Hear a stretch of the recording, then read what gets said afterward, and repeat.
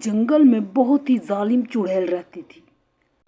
वो सबसे नफरत करती थी, यहाँ तक कि वो जंगल के जानवरों से भी नफरत करती थी, वहाँ के परिंदों से भी नफरत करती थी। वो जिसको भी देखती अपने जादू से भस्म कर देती थी। कभी कोई बेचारा भूला भटका हुआ मुसाफिर उसके जंगल में आ जाता तो वो उसे भी जानवर बना देती। जालिम चुड़ैल को किसी पर भी तरस नहीं आता था। बच्चे बूढ़े जो भी उसे मिलता वो उनको जानवर में तब्दील कर देती थी। एक दिन उस जंगल में छोटी सी बच्ची अपने भाई के साथ भटक गई। रास्ता ढूंढते ढूंढते थक गए, लेकिन उन्हें जंगल से निकलने का कोई रास्ता नहीं मिला। आखिर वो परेशान होकर एक दरख्त के पास खड़े हो गए। सोचते रहे कि आखिर इस जंगल से कैसे बाहर निकला जाए, लेकिन उन्हें कोई भी रास्ता नजर नहीं आ रहा था। इतने में उनके पास एक छोटा सा खरगोश आया। खरगोश ने उन्हें बताया कि इस जंगल में एक चुड़ैल रहती है और अगर उसे पता चल गया कि यहाँ कोई इंसान भटक गया है तो वो तुम्हें भी जानवर बना देगी। ये सुनकर मुन्नी बहुत परेशान हो गई और उसका भाई भी सोच में पड़ गए, लेकिन अब उनके पास कोई दूसरा रास्ता नहीं था।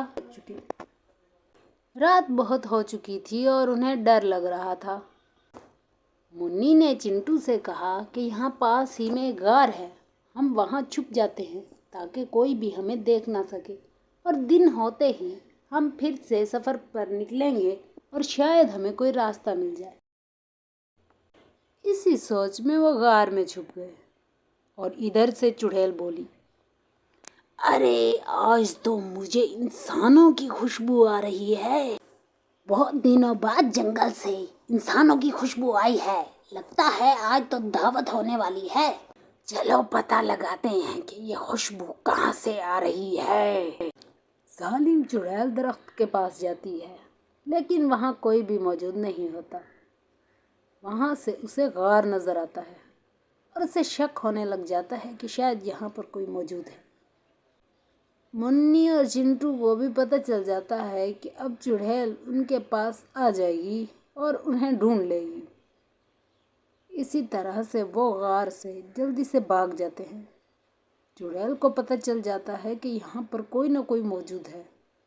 वो सारा जंगल छान मारती है, लेकिन उसको वो बच्चे कहीं भी नहीं मिलते। बच्चे भागते भागते एक नदी के पास आ जाते हैं और नदी बोल उठती है कि अगर तुम मुझे पार कर लोगे तो दूसरी तरफ ही तुम्हें तुम्हारी मंजिल मिल जाएगी और तुम इस जंगल से हमेशा के लिए आज़ाद हो जाओगे। ये सुनकर बच्चे बहुत खुश होते हैं और नदी को पार करने के लिए तैयार हो जाते हैं, लेकिन अचानक से पीछे चुड़ैल आकर खड़ी हो जाती है। ओह अच्छा, तो ये रहा मेरा शिकार। वहीं तो मैं सोचूं कि मुझे आखिर इंसानों की खुशबू कहाँ से आ रही है, लेकिन इतनी जल्दी भी क्या है तुम्हें यहाँ से जाने की?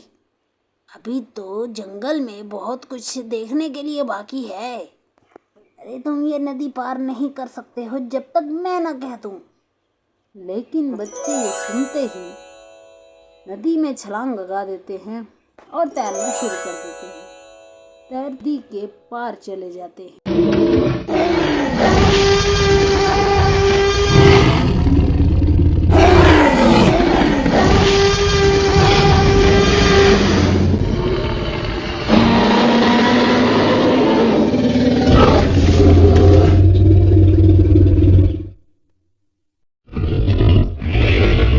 लेकिन नदी के पार एक बहुत ही बड़ा डायनासोर खड़ा होता है, जो बच्चों को कहता है कि अगर तुम यहाँ से जिंदा बचना चाहते हो और घर वापस जाना चाहते हो तो मेरी भूख को मिटाना पड़ेगा।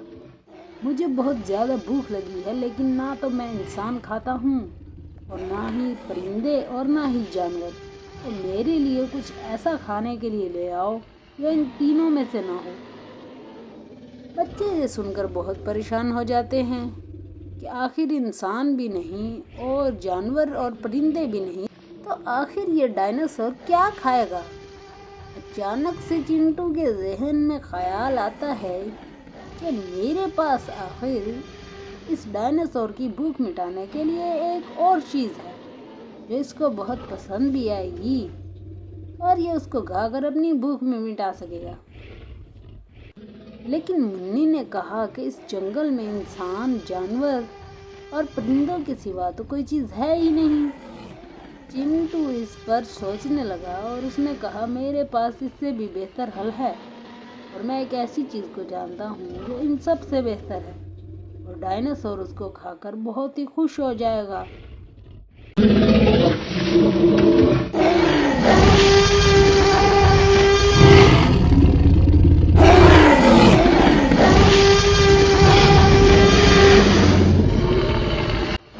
اتنے میں وہاں پر چڑیل ان بچوں کا پیچھا کرتے کرتے پہنچ گئی۔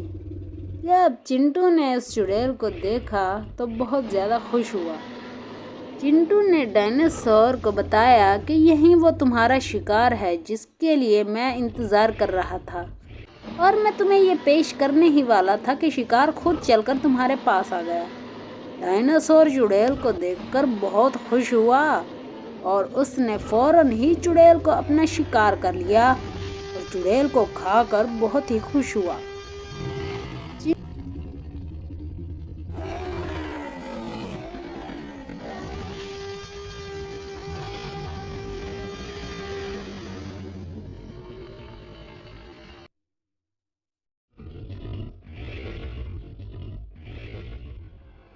چنٹو اور منی کو اب اچھا محسوس ہو رہا تھا کیونکہ جنگل سے اب چڑیل کا خاتمہ ہو گیا تھا اور ڈائناسور کی بھوک بھی مٹ گئی تھی، اور ڈائناسور نے ان کو ان کے گھر واپس جانے کی اجازت بھی دے دی تھی۔ چنٹو اور منی اب اپنے گھر واپس جا رہے تھے۔ اس طرح جنگل میں پھر سے خوشحالی آ گئی اور سب جانور خوش رہنے لگے۔